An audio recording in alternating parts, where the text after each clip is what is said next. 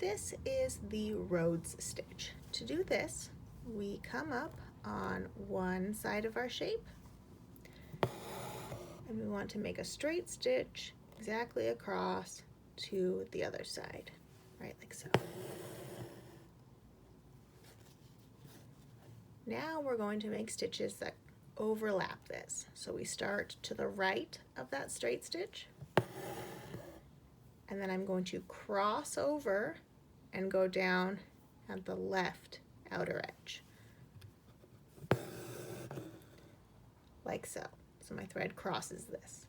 I'm going to keep doing the same all the way around my shape. So I come up on the right outer edge, go across, and go down in the left outer edge.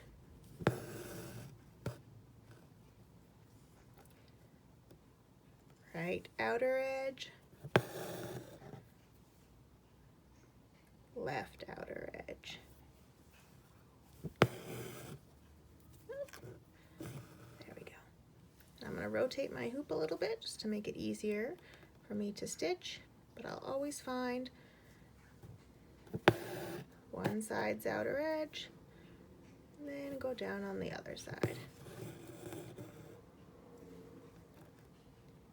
When you get about halfway through, it kind of looks like a little bow, which I think is really cute. But we want to completely fill in our circle here. You can do this with other shapes too.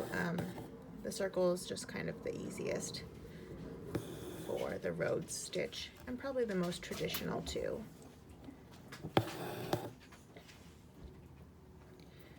But the Rhodes stitch kind of builds up in the center there where our threads continue to overlap.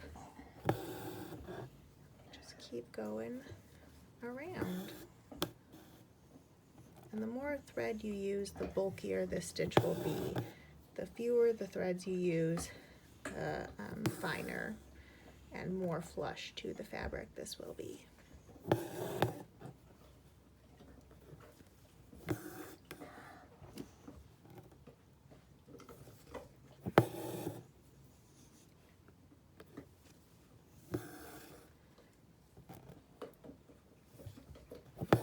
And almost there at the end here.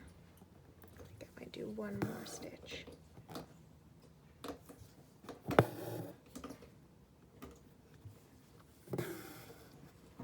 And there we go. There's our Rhodes stitch.